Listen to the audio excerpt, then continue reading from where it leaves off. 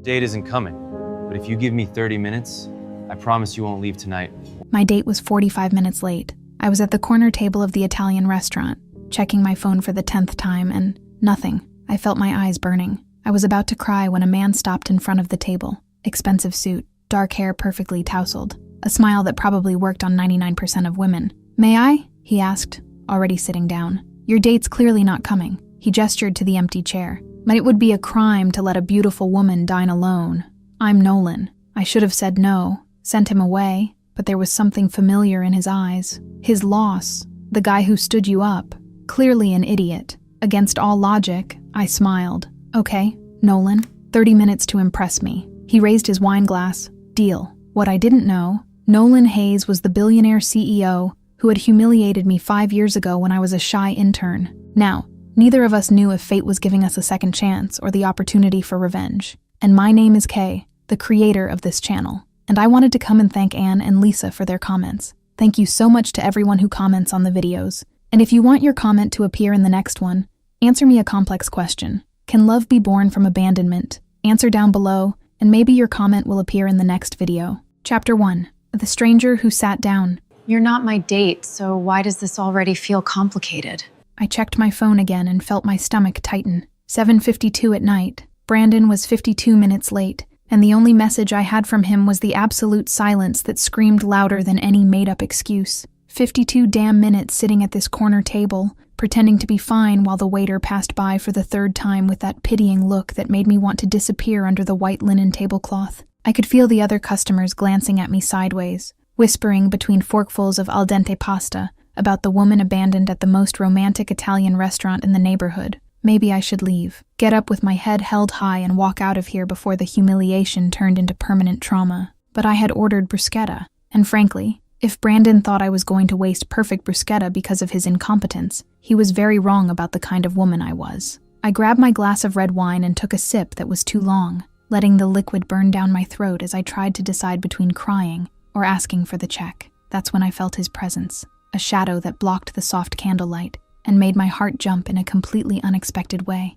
I looked up and forgot how to breathe. The man standing in front of my table wore a gray suit that probably cost more than 3 months of my rent, cut in a way that hugged broad shoulders and a narrow waist with surgical precision. Dark hair slicked back in an elegantly careless way, as if he'd run his hand through it absent-mindedly, and the universe had conspired to leave every strand in the perfect place. And his eyes, God, those blue eyes had the irritating intensity of someone who always got exactly what he wanted without having to ask twice. He was smiling at me, and it was the kind of smile that probably worked on 99% of the women who crossed his path. "May I?" he asked in a deep, warm voice, but didn't wait for my answer before pulling out the chair that should have been occupied by Brandon and sitting down as if he had every right in the world to invade my personal disaster. I was so shocked that I could only stare at him as he picked up the menu with the familiarity of someone who knew the place by heart. He folded his hands on the table and gave me another smile, this one more conspiratorial, more intimate,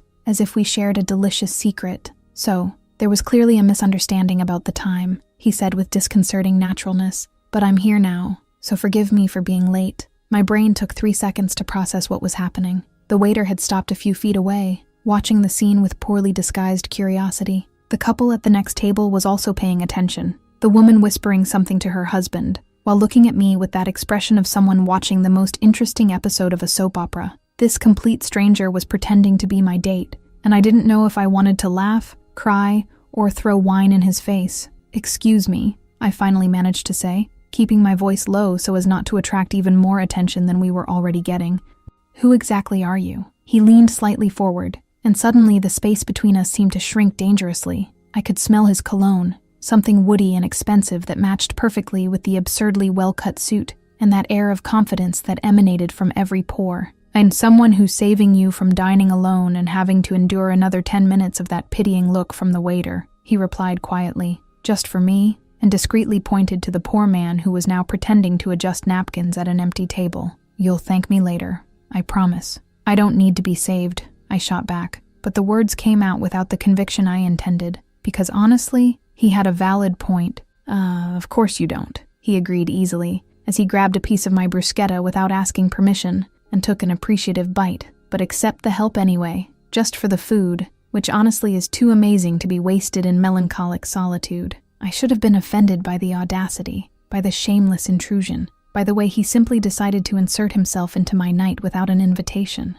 But there was something about him, about the way he smiled as if he knew exactly how absurd what he was doing was, and didn't care one bit, that disarmed my anger before it even had a chance to fully form. "Who are you really?" I asked, crossing my arms and leaning back in my chair, studying his face for clues about his intentions. "Nolan." He extended his right hand across the table with all the elegance of someone used to closing million-dollar deals with a handshake. "Nolan Hayes. And you?" I hesitated for a second, looking at that extended hand and wondering if I was about to commit the dumbest or most interesting mistake of the night. Then, against all common sense my mother tried to teach me, I put my hand in his. "Lily," I replied, feeling the firm warmth of his fingers wrapping around mine in a way that sent an unexpected electric current up my arm. "Lily Parker." When our eyes met in that moment, something passed between us. A flash of recognition that didn't make sense. An impossible familiarity that made my heart race and my breathing get stuck somewhere between my lungs and my throat. But before I could process what that strange feeling was, he released my hand and leaned back in his chair with that irritatingly confident smile. "So, Lily Parker," he said my name slowly, savoring each syllable in a way that made my skin tingle. "Tell me about the idiot who left you waiting 52 minutes. I frowned, confused. "How do you know it was 52 minutes? "Because you've checked your phone 4 times since I sat down," he replied with that sharp observation that caught me completely off guard.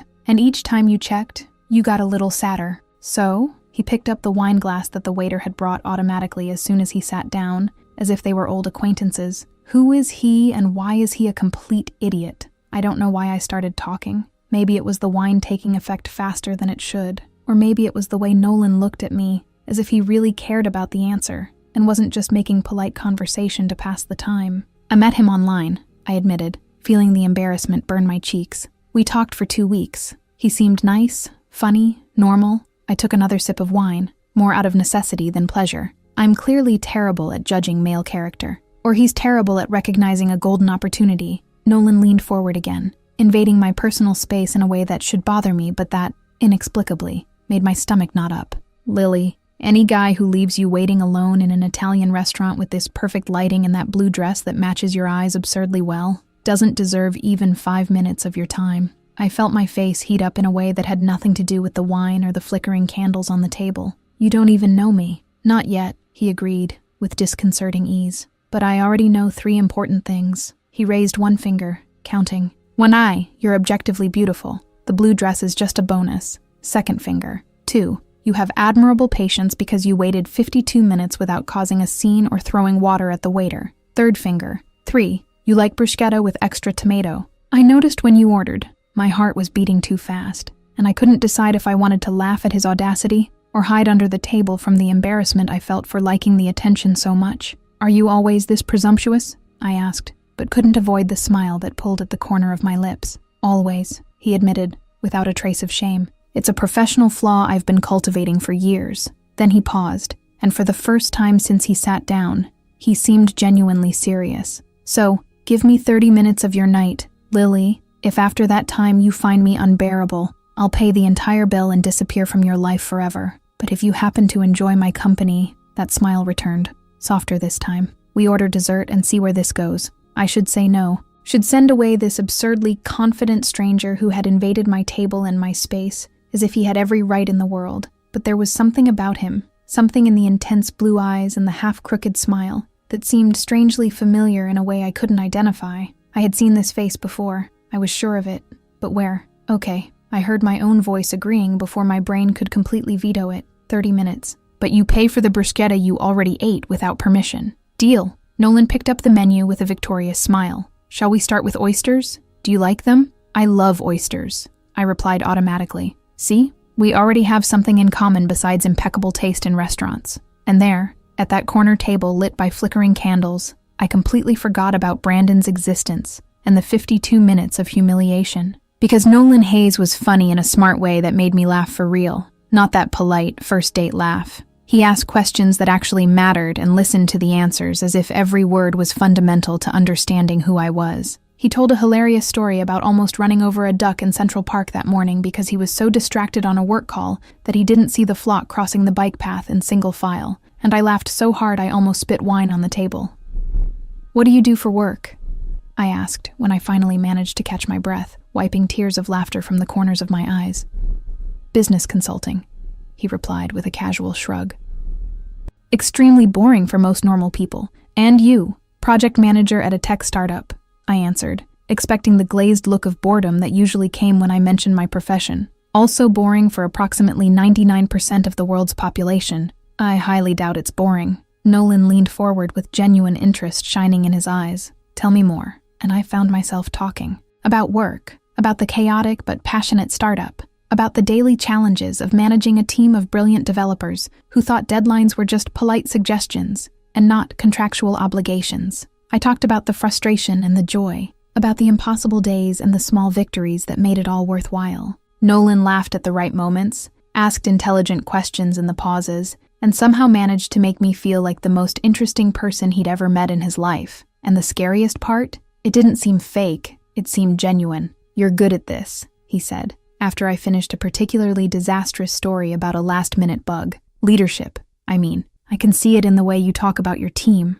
"How so?" I asked, picking up my wine glass and taking a small sip. "By the way you talk about them," he explained, swirling his own glass thoughtfully, with affection but also with firmness. "You can see their potential without ignoring their flaws. It's a rare skill, especially in someone so young." Something in his tone, in that specific observation about leadership, made a distant bell ring in the back of my mind. But before I could follow that thought to its conclusion, he continued. "I wasn't like that when I was younger," he admitted with surprising honesty, looking at the wine in his glass as if he could find answers there. "I was too intense, focused only on results, not very kind to the process or to the people involved in it. My stomach did a strange knot. And now I try to be better." He looked directly at me, and the intensity of that blue gaze made all the air leave my lungs at once. "But the old me would probably have been terrible with someone like you." "Why?" The word came out sharper than I intended. "Because you're clearly the type who puts people first," he replied simply. "Berm and the old me used to say that people were replaceable, but results weren't." The words hit my chest like a physical punch, knocking all the air from my lungs in a painful gust, because I had heard those exact words before, 5 years ago, from a cruel boss who had shattered my confidence with the same ease one discards used paper. "Lily," Nolan's voice cut through the fog of bad memories that threatened to swallow me. His warm hand touched mine on the table, and the contact brought me back to the present with an electric shock. "You went pale all of a sudden. Are you okay?" I pulled my hand back, crossing my arms over my chest in an automatic defensive gesture. "I'm fine. Just remembered something." "What?" He pressed gently, genuine concern creasing his forehead. "Nothing important," I lied, forcing a smile that probably didn't convince anyone. I needed to change the subject before he noticed how much those specific words had affected me. "So, technically the 30 minutes are already up. What's the verdict? Dessert? Or are you going to run while you can?" Nolan checked the expensive watch on his wrist and smiled in that irritatingly charming way. "Technically, it's been 45 minutes. You were so involved in the conversation that you completely lost track of time." That smile became softer, more intimate. "I'm taking that as an extremely positive sign. So yes, definitely dessert. I should leave. Should thank him for the interesting evening and get out before things got more complicated than they were already becoming. But something kept me stuck in that chair, at that table, in that conversation with a man who made my heart race and my mind scream contradictory warnings. Maybe it was the wine. Maybe it was the way Nolan looked at me as if I were the only person in the crowded restaurant. Or maybe, and this possibility scared me more than I wanted to admit, it was because the more I looked at him, studied the angles of his face under the soft candlelight, the more I was absolutely certain of what was happening. I knew Nolan Hayes, knew that face, that smile, that voice, and not from any casual encounter or forgettable party. I knew him from the worst period of my professional life, and the most absurd part of this entire surreal situation, he had no idea who I was. "Okay," I managed to say, keeping my voice steady despite the whirlwind of emotions spinning in my chest. "Dessert, but you're paying for everything." "Obviously," Nolan called the waiter with a casual wave. "And after, can I take you home?" "Definitely not," I replied too quickly. "Fair," he accepted the rejection without blinking. "So can I at least have your number, to schedule a second date where you consciously agree to meet me, instead of me just sitting at your table without an invitation?" I hesitated,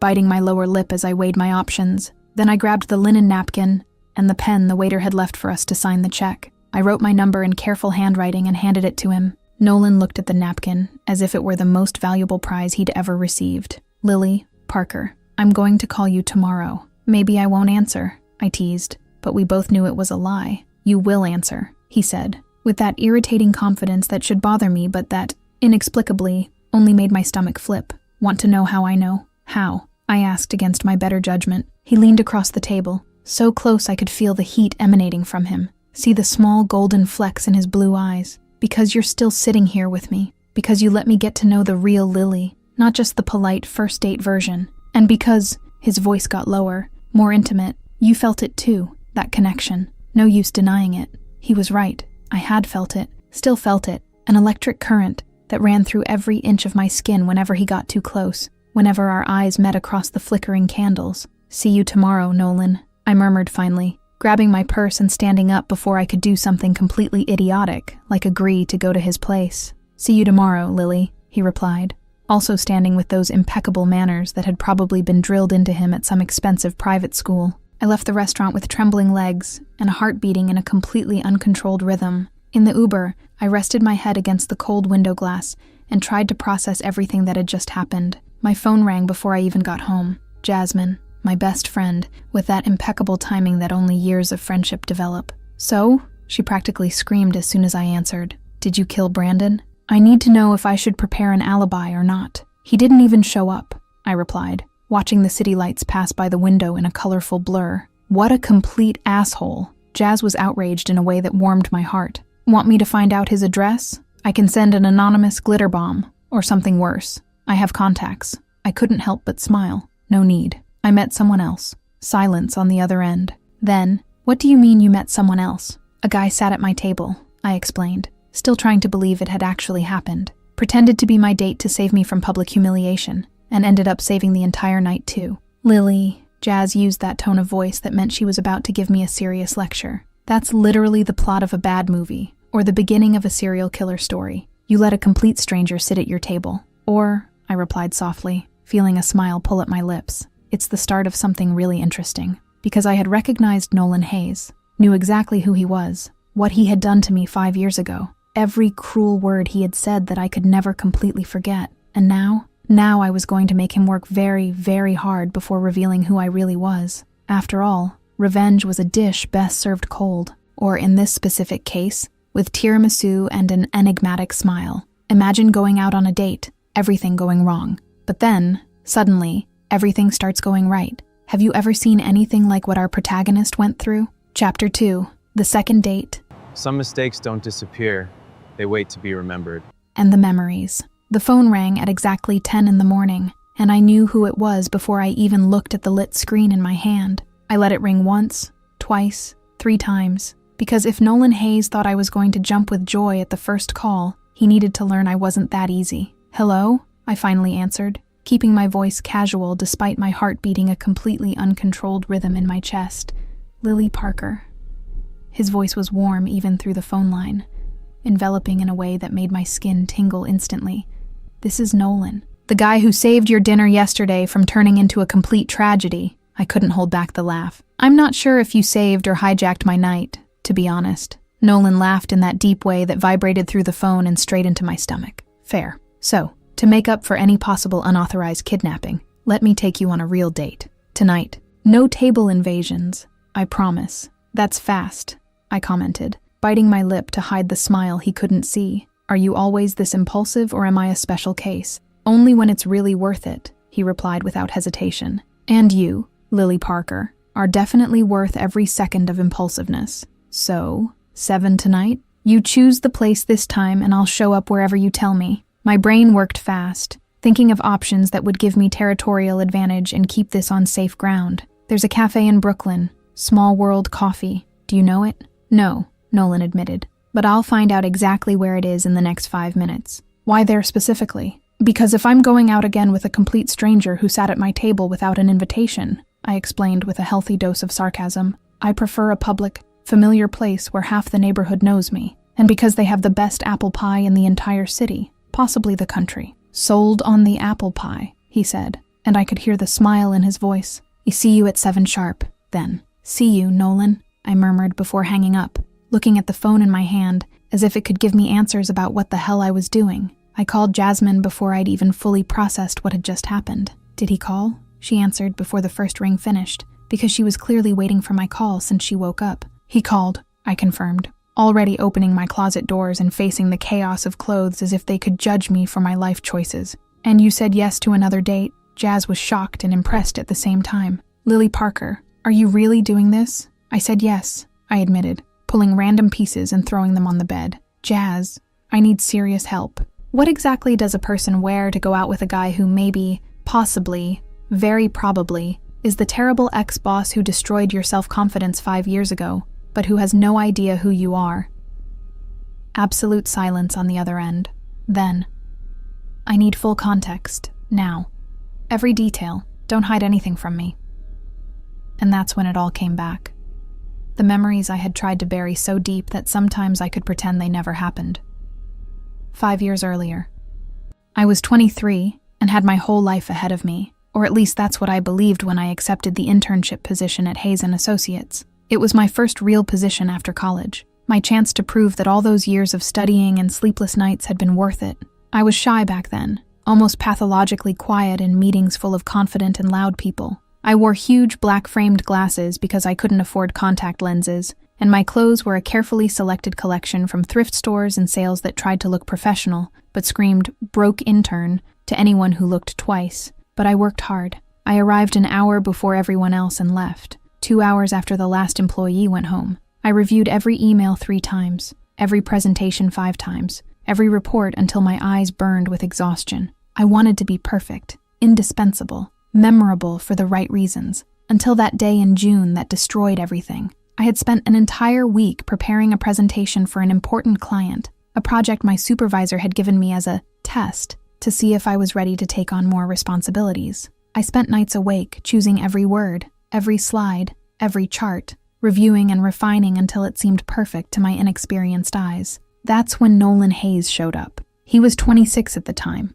newly promoted to vice president and clearly determined to prove he deserved the position. He was too handsome for his own good, with that perfectly cut suit and that air of authority that made everyone in the room automatically straighten up when he walked in. He grabbed my presentation, sat in the expensive leather chair in the conference room, and spent exactly 5 minutes looking at it before throwing everything back on the table with a sharp sound that made me jump in my seat. This is unacceptable. His voice was pure ice cutting through the air conditioning. You wasted an entire week making something a 10-year-old with PowerPoint would do better. I felt my face heat with humiliation, as the other 3 interns in the room looked anywhere but at me. Mr. Hayes, I can revise it, I managed to say with my voice shamefully trembling. Give me another chance and There's no time for revisions. He cut me off with an impatience that physically hurt. I'll do it from scratch. You clearly can't deliver what was requested. Then he looked directly at me, those blue eyes cold and distant. People are replaceable here, Miss Parker. Results aren't. If you can't deliver results, we find someone who can. It's that simple. I had walked out of that conference room and run straight to the bathroom, locking myself in a stall and crying for 20 minutes until my cheap makeup was completely destroyed and my eyes too swollen to hide. I cried over the humiliation, the injustice, the casual cruelty of someone who had so much power over my future and used it without thinking twice. A week later, I was called to HR. Official excuse, unexpected budget cuts, unspoken but crystal clear truth. I wasn't good enough for their standards, and Nolan Hayes had made that very clear to everyone. It took me a full year to recover from that. A year of doubting every decision, questioning every skill, wondering if I had chosen the wrong career or if I simply wasn't smart enough for the brutal corporate world. Therapy helped, and Jasmine helped even more, but the scar remained, and I swore to myself, on a particularly bad night when I almost gave up on everything, I would never again let a powerful man make me feel so small, so invisible,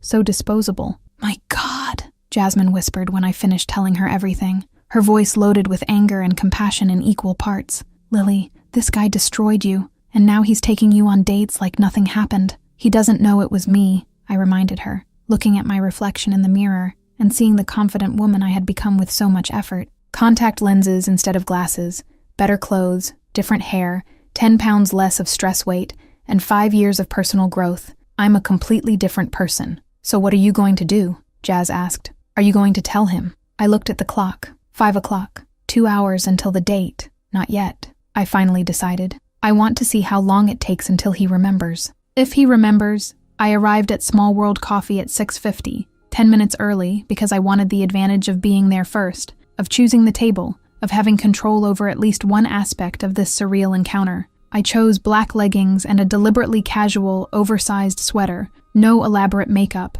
hair in a messy bun. If Nolan wanted to impress me, he'd have to do it with the real version of me, not the fancy restaurant version. He arrived at 6:55, punctual in a way that surprised me. Dark jeans and a gray cashmere sweater that probably cost more than my monthly rent, but infinitely more casual than yesterday's suit. He looked younger like this, more accessible, more human. The smile that lit up his face when he saw me did something strange and inconvenient in my chest. "You got here early," he observed, sliding into the chair across from me with that natural grace some people were just born with. "It's a habit of mine," I replied, taking a sip of the coffee I'd already ordered. "Obsessive punctuality. Professional flaw." "You look beautiful," Nolan said simply, and it sounded so genuine I almost believed it. "Shameless liar." I rolled my eyes. "I'm literally in leggings and no makeup. So what?" He leaned forward, resting his elbows on the small table. "You make leggings look like haute couture. It's a rare talent." Then he smiled in that half-crooked way. So, where's this legendary apple pie you promised?" I ordered 2 slices and more coffee, and while we waited, Nolan asked me questions about my day, about my work, about my life with a genuine attention that should make me suspicious, but that, inexplicably, made me want to answer honestly, and then I tested, because I needed to know. "Have you ever worked directly with interns?" I asked casually, stirring the sugar in my coffee without looking at him. Nolan hesitated, and I saw something pass quickly across his face. "Yes, I have. Why do you ask?" "Just curious." I lied with practiced ease. "How did you treat them?" "The interns, I mean." "Depends," he replied thoughtfully, stirring his own coffee with distracted movements. "When I was younger, probably not very well, to be completely honest. I was obsessed with results, impatient with mistakes, not very generous with second chances. And now," I pressed, keeping my voice neutral despite my racing heart, "now I realize that everyone starts somewhere." He looked directly at me,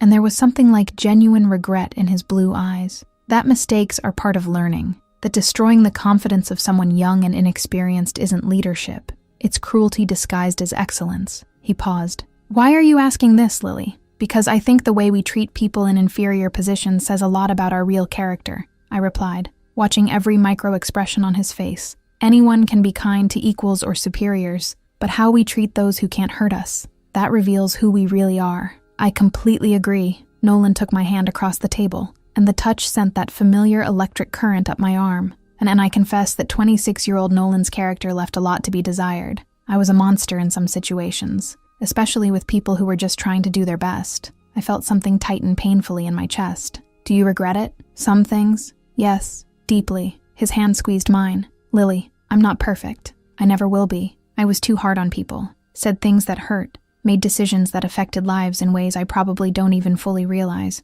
But I'm trying to be better every day." The words were right, even beautiful, but were they enough to erase 5 years of pain? "Why are you telling me this?" I asked softly. "Because I want you to know the real me," he replied with an intensity that caught me off guard. "Not just the charming guy who invaded your table yesterday. I want you to know the real Nolan, with all the flaws and regrets and awkward attempts to be a better person." I didn't expect such raw honesty. "Okay," I managed to say. "Then tell me, what was the worst thing you did professionally?" Nolan thought for a long moment, looking at our intertwined hands on the table. "I fired an intern because she made a mistake on a presentation. A mistake I could have easily corrected, or helped her fix. But I was in a hurry, impatient, focused only on immediate results." He looked at me. "She didn't deserve to be fired. She deserved mentorship, guidance, a second chance, and I don't even remember her name, which makes it all worse." The words hit my chest like a physical punch that knocked all the air from my lungs. He didn't remember.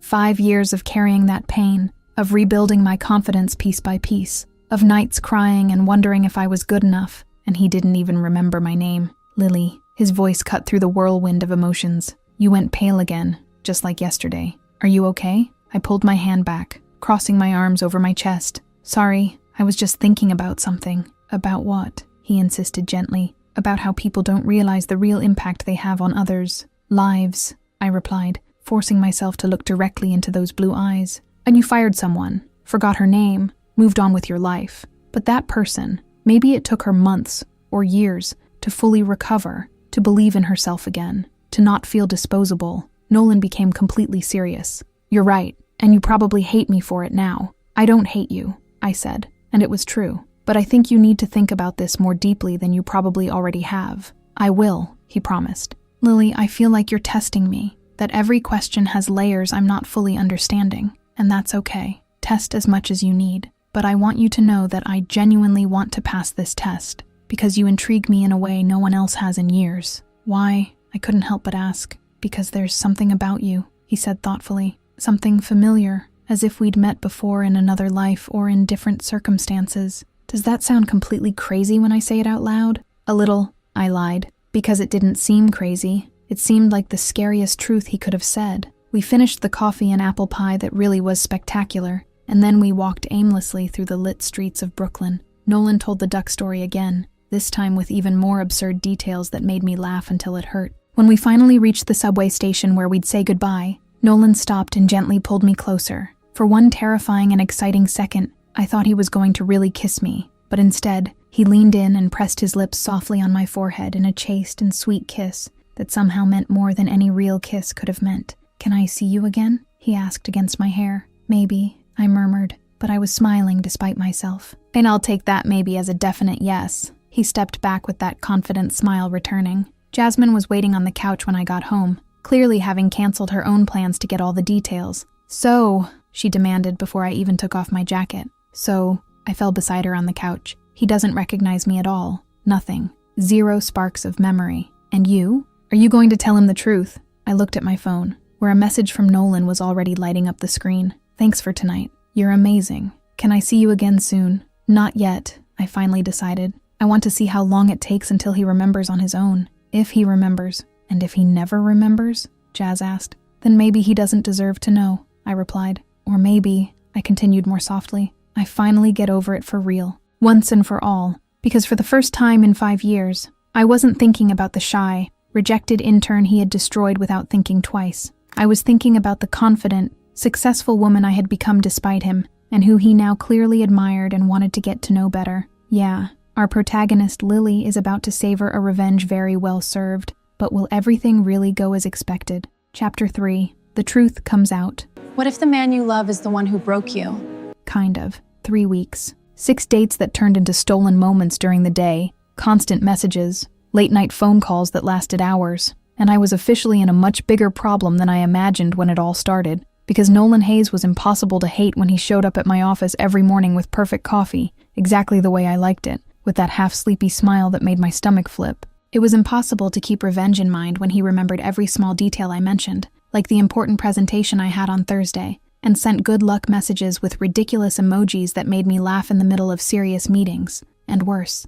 When he kissed me for the first time at the top of the Empire State Building, because apparently he was romantic cliché in that impossible way, I completely forgot I was supposedly using him for some kind of elaborate revenge, because when his lips touched mine with that devastating combination of gentleness and intensity, my brain simply stopped functioning rationally. Then Oliver Grant showed up and destroyed my comfortable illusion. I was waiting for Nolan at a bar downtown, sipping a gin and tonic and checking emails on my phone, when a man approached my table with confident steps. He was tall, disheveled blonde hair, sharp green eyes that seemed to see much more than they should. "You're Lily Parker," he asked without preamble, and something in his tone made my stomach sink. "I am," I replied cautiously, putting my phone aside. "And you are?" "Oliver Grant, Nolan's best friend since college." He extended his hand with a smile that was friendly, but also evaluating. Finally meeting the woman who has my best friend completely obsessed and kind of lost in life. I shook his hand, feeling my face involuntarily heat up.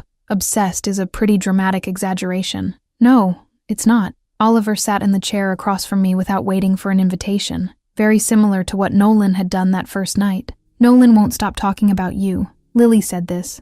Lily did that. Lily is the most incredible person I've ever met. It's simultaneously adorable and slightly irritating for whoever has to listen." I couldn't help the genuine laugh. "You seem like a really great friend." "I'm the best," he agreed without modesty. "And precisely because I'm his best friend, I need to ask a question." His face became serious in a way that made my heart race dangerously. Did you work at Hayes & Associates about 5 years ago?" I felt the blood freeze in my veins. "Excuse me, I have an exceptionally good memory for faces," Oliver explained, studying my face with that uncomfortable intensity. "And there's something about you that seemed familiar since Nolan showed me photos, so I checked the company's old files." He paused meaningfully. "Lily Parker, intern, summer 2019, 3 months duration. Shit. Absolute and complete shit." Not Oliver continued with a gentler voice now. "You were fired, by Nolan specifically." I couldn't answer. My throat was too tight, my heart beating too loud in my ears. "He doesn't know, does he?" Oliver asked with surprising kindness. "Nolan didn't recognize you at all." "No," I finally managed to whisper. "Are you going to tell him? That was the million-dollar question, wasn't it?" "I don't know." "Should I?" Oliver took a long sip of the beer that had magically appeared while we were talking. "Depends entirely on your intentions. Are you dating him as some kind of elaborate revenge, or because you genuinely like him?" "Both." The laugh that came out of me had no humor at all. "It definitely started as revenge. I wanted him to fall in love, and then I'd reveal everything and he'd know what it feels like to feel disposable and insignificant. But now you're in love with him too," Oliver completed, as if it were the most obvious thing in the world. "I didn't say that," I protested weakly. "You didn't need to. It's written in every expression on your face when you talk about him." Oliver leaned forward, voice low and serious. "Lily, I'm going to tell you a secret. Nolan has been my best friend for over 10 years. I've been through every failed relationship, every disastrous date, every time he tried and failed to genuinely connect with someone, and I have never, ever seen him the way he is now, completely fascinated, genuinely in love. He really likes you in a way that scares even himself." The words should have made me feel better, but they only made the weight of guilt heavier in my chest. Would he still like me if he knew who I really am? What he did to me? "There's only one way to find out," Oliver replied simply. "Telling the truth." That's when Nolan appeared, his smile lighting up his face when he saw me. "Oh, you already met Lily." "I did." Oliver stood up smoothly. "I was just telling embarrassing stories about you from college. Things every new relationship needs to know." "Please don't do that," Nolan groaned, but he was smiling in that way that made my heart squeeze painfully. Oliver left soon after with a firm handshake and a meaningful look. But before leaving completely, he leaned close enough to whisper in my ear, "Tell him. He deserves to know the truth, and you deserve to be free from this secret." The next 2 weeks were the most tense of my adult life. I tried to tell Nolan at least 7 different times. I opened my mouth to speak, took a deep breath to start, practiced the exact words in my head for hours. But every time I was ready to reveal everything, Nolan would say something incredibly sweet, or make me laugh genuinely, or simply look at me in that way that made all my careful planning crumble to dust. So I swallowed the words back and pretended everything was perfectly fine, until the party that destroyed everything. It was a Hayes & Associates networking event, celebrating 10 years of excellence, or something equally corporate and pretentious. Nolan invited me as his official date, and I said yes before fully thinking through the implications of returning to that place that had so many bad memories. Everything was going surprisingly well. The champagne was good, the food was even better, and Nolan introduced me to colleagues and partners with obvious pride in his voice that warmed something deep in my chest. I was almost relaxing, almost believing that maybe I could just let the past stay in the past. Then I saw the slideshow presentation on the huge wall of the ballroom. Hayes & Associates, 10 years of excellence, in pompous golden letters. And photos, lots of photos showing the company's evolution through the years. Teams smiling for cameras at corporate events, captured moments of successes and important milestones. And there, in a photo from 2019 that seemed to call to me like a sinister beacon, was me, the shy intern with glasses too big for her face, hair pulled back in a tight and bland bun, cheap thrift store suit that didn't fit right, forced smile that didn't reach her eyes, small and forgettable at the edge of the photo, almost cropped out of the frame, right next to Nolan, who looked directly at the camera with that young and cruel confidence, not even aware of my existence inches from him. "What are you looking at so intently?" Nolan's voice cut through my thoughts, and he appeared beside me with 2 champagne glasses, following my gaze to the photo on the wall. My heart was beating so hard I was sure he could hear it. "Do you remember that year?" I managed to ask with a surprisingly steady voice. Nolan looked at the photo thoughtfully. 2019? Vaguely, to be honest. It was the year I became vice president. "Why do you ask? Do you remember the people who worked with you back then?" Each word felt like it was being ripped from my chest with physical force. "Some of them." He scanned the photo with narrowed eyes.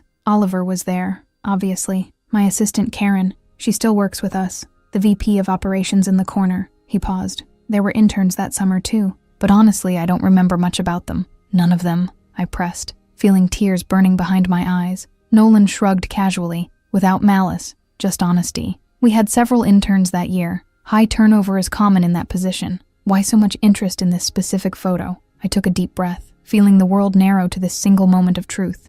Because I was one of them. The silence that followed was so complete, I could hear my own heart breaking. Nolan turned to me slowly, very slowly, as if he were moving underwater. What? I pointed to the girl with glasses at the edge of the photo with a visibly trembling hand. That's me, 5 years ago. I was an intern at Hayes & Associates for exactly 3 months, until you personally fired me. He looked at the photo, looked at me, back at the photo, as if trying to solve an impossible puzzle. No, he finally said, voice hoarse. That can't be right, Lily. That girl looks nothing like you. Because I changed completely. The words came out with a mixture of pride and pain. Contact lenses instead of glasses, clothes that actually fit me, confidence that took me years to rebuild brick by brick. I crossed my arms over my chest in protection, but it's me, and you fired me. Said I was replaceable, that people were disposable but results weren't. Nolan was pale, so pale that for a moment I thought he was going to faint. I didn't, Lily. I don't remember. Of course you don't remember. I felt the old anger,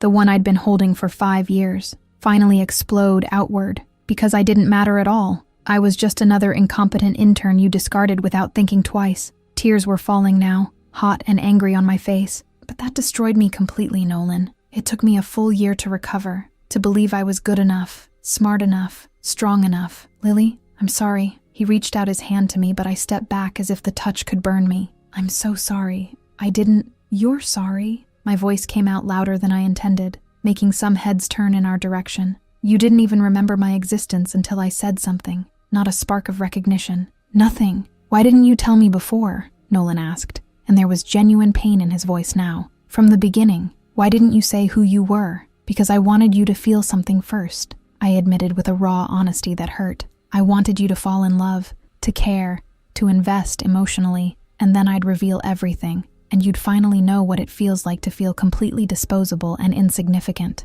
I grabbed my purse with trembling hands. But you know what the cruelest part of all this is? I fell in love too, completely, and now we're both hurt, and there are no winners in this whole situation. I left the ballroom before he could respond, before he could fully see how destroyed I was. Nolan stood like a statue, staring fixedly at the photo of the shy girl with huge glasses he had fired without a second thought 5 years ago. And finally, the memories came back like a devastating flood. Her crying when he had destroyed her presentation with cruel criticism, her quiet and frightened when he said those terrible words about people being replaceable, her leaving that conference room with hunched shoulders and red eyes, him being an absolute monster. You really managed to screw everything up spectacularly. Oliver's voice came from beside him, without judgment but with brutal truth. I know, Nolan whispered, still looking at that photo. What do I do now? Fix it, Oliver replied simply. If she lets you try, you fix it. But Nolan, he squeezed his friend's shoulder hard.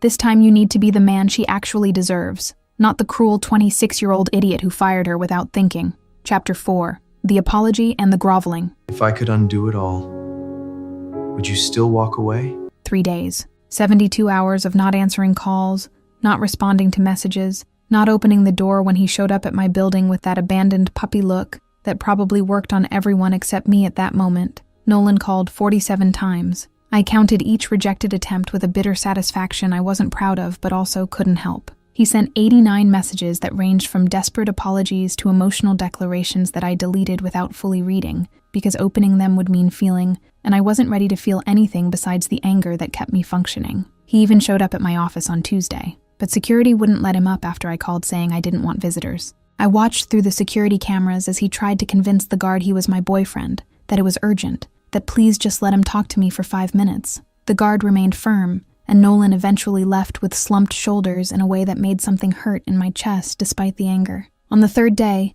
apparently Oliver Grant decided to intervene. Jasmine told me later that he called her, got her number somehow, and said that Nolan was completely destroyed, and that if I didn't at least give him a chance to explain, the idiot would probably do something dramatically stupid like hire a plane to write apology messages in the sky. I didn't think Oliver was exaggerating. It was Saturday morning, when I was comfortably settled on the couch in old pajamas and on my 3rd pint of ice cream in 2 days. that the doorbell rang with irritating insistence. "I'll get it," Jasmine yelled from the bedroom before I could move, and I heard her open the door with that protective best friend energy ready to destroy anyone who dared hurt me again. "You have a lot of nerve showing up here." Her voice came loud enough for me to hear from the living room. "Oh, I know." Nolan's voice sounded tired, broken in a way that made my heart squeeze traitorously. "Please, Jasmine, just 5 minutes with her. That's all I'm asking." I heard Jazz sigh dramatically. "Lily, your persistent idiot is here, and looks like he hasn't slept in 3 days. Send him away," I yelled back, shoving another huge spoonful of chocolate ice cream in my mouth.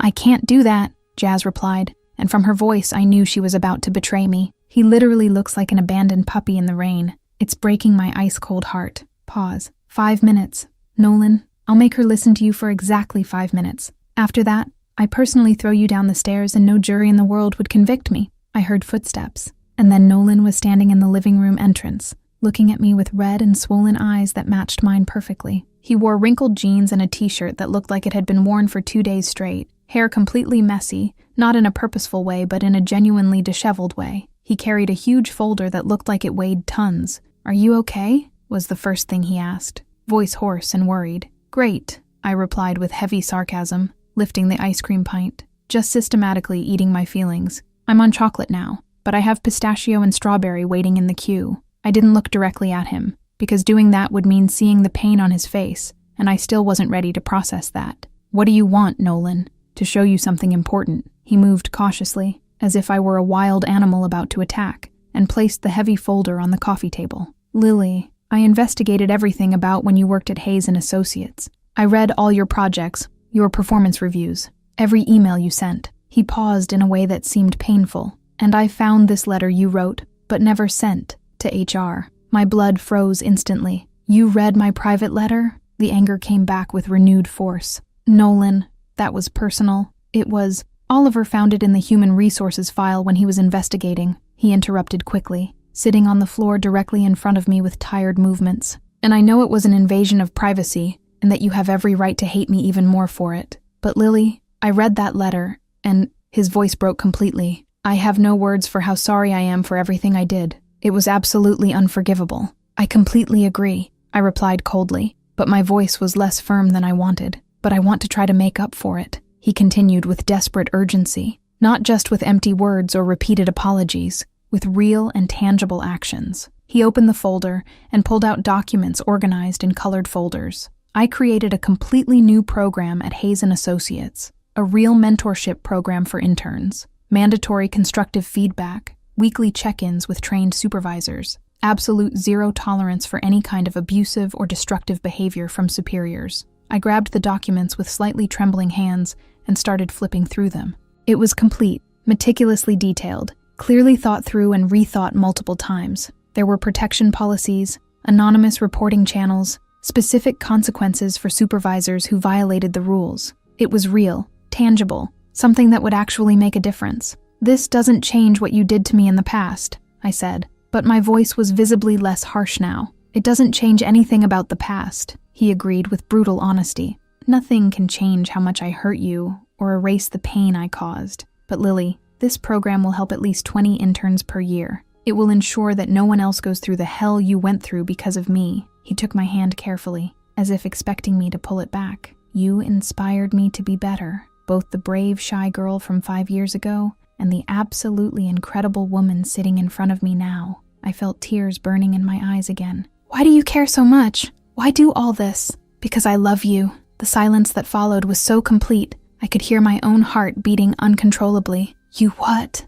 I whispered, not trusting that I'd heard correctly. "I love you, Lily Parker." Tears were falling down his face now, without shame or attempt to hide. "I love you for the incredibly strong woman you are, for the absurd courage you have, for even considering forgiving me when I clearly don't deserve it, for making me want to be a fundamentally better person." His voice was breaking between each sentence. "And yes, it took me a stupidly long time to realize that shy intern with glasses and you are the same extraordinary person. But now that I finally know, I love you even more, because you completely rebuilt yourself from scratch, despite me. Despite everything I did." I was openly crying now, tears falling into the melting ice cream pint in my lap. "Nolan, I completely understand if you can't forgive me," he said, starting to get up with heavy movements of defeat. if you can't trust me again after everything, but I want you to know that I'll spend the rest of my entire life trying to be worthy of your forgiveness, even if it's just as a distant friend you see occasionally and tolerate out of politeness." He was turning to leave,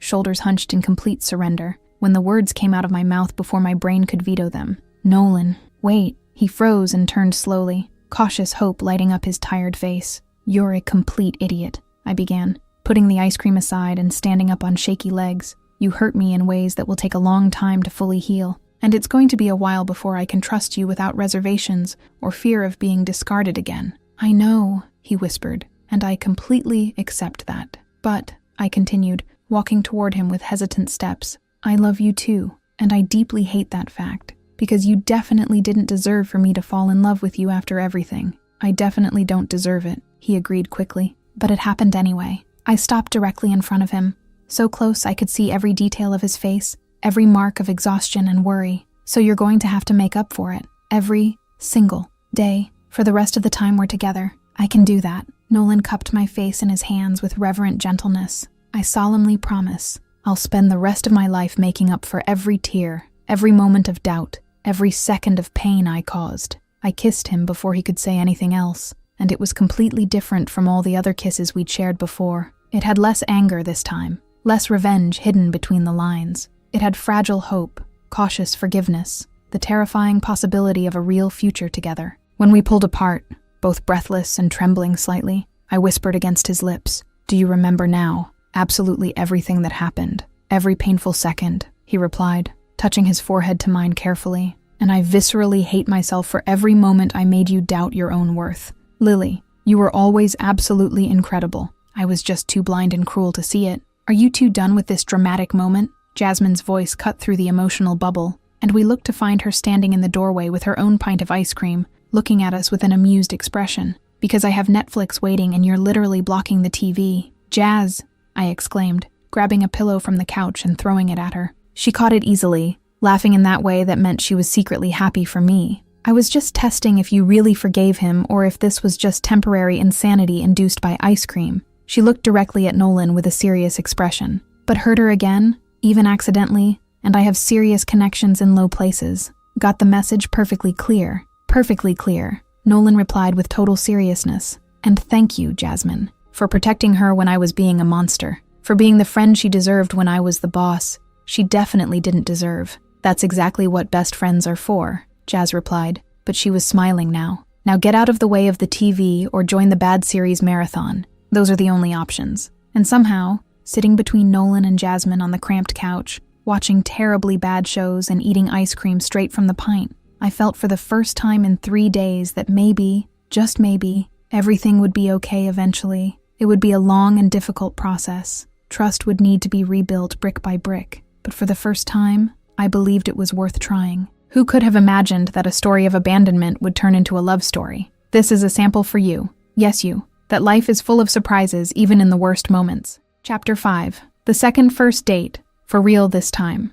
This time, we're not pretending. 6 months later, I was sitting at the same corner table of the Italian restaurant where it all began. But this time it was completely different, because I wasn't nervous or abandoned, or waiting for a stranger who would never show up. I was waiting for Nolan, and I knew with absolute certainty that he would come. He arrived exactly at 7 at night, punctual as he always was now, wearing a different suit, but with the same smile that made my stomach flip. He sat in the chair Brandon never occupied, the one Nolan had invaded 6 months ago and completely changed my life. "Hi," he said simply, taking my hand on the table as if it were the most natural thing in the world. "Hi," I replied, intertwining my fingers with his, and feeling that familiar electric current that had never diminished. "Is your date running late again?" he teased with that half-crooked smile I had learned to love deeply. "No," I smiled back. He learned to be extremely punctual after realizing he almost lost the best thing that ever happened in his life by being an idiot in the past. "I had a very good and patient teacher," Nolan said,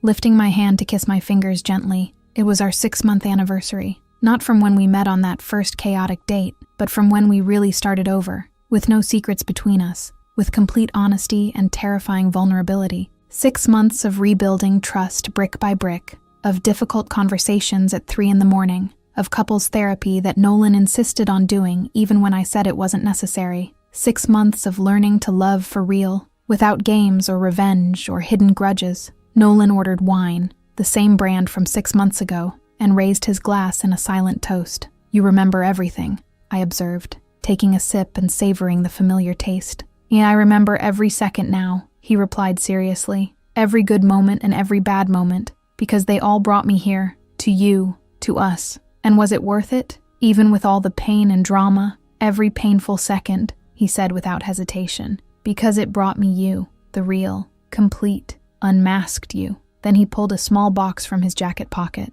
My heart stopped completely. I didn't breathe, didn't move, just looked at that small box with terror and hope mixed together. "Easy," Nolan said quickly, seeing my expression. "It's not what you're thinking. Not yet." He opened the box to reveal a delicate brooch in the shape of an open book, with detailed pages in silver. "You mentioned once, years ago when you were an intern, that you dreamed of writing a book someday. Remember?" I took the brooch with trembling hands, tears already filling my eyes. "How do you know that?" "I read it in your old files, in your entry evaluations where they asked about long-term goals," he explained gently, "and I thought maybe it was time for you to pursue that dream for real." "Nolan, wait, there's more." He took an envelope from his inside pocket. "This is a preliminary contract with a publisher, for you to write a book about your journey, about second chances and rebuilding and forgiveness. If you want to, obviously, the decision is completely yours." I opened the envelope with trembling fingers and saw the letterhead of a well-known publisher, generous terms, an advance that made my eyes widen.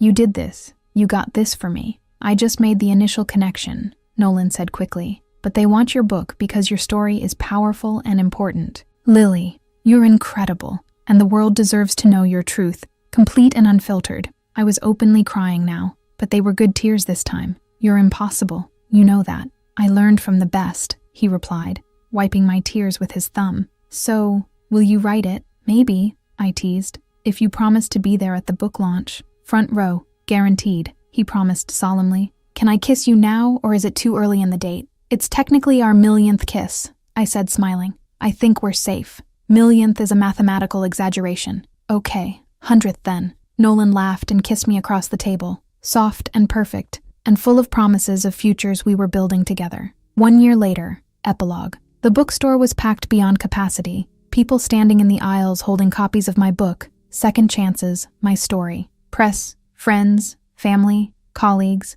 and complete strangers who had read the first reviews and wanted to meet the author. And in the front row, exactly where he promised to be, was Nolan, smiling with pride so obvious it warmed something deep in my chest. When I stepped up to the small microphone, I looked for his eyes first, anchoring myself in that familiar blue gaze. "This book," I began with a surprisingly steady voice, "is about second chances, about how sometimes the people who hurt us the most can be the same ones who help us heal, about genuine forgiveness, painful growth, and completely unexpected love that appears when we least expect it."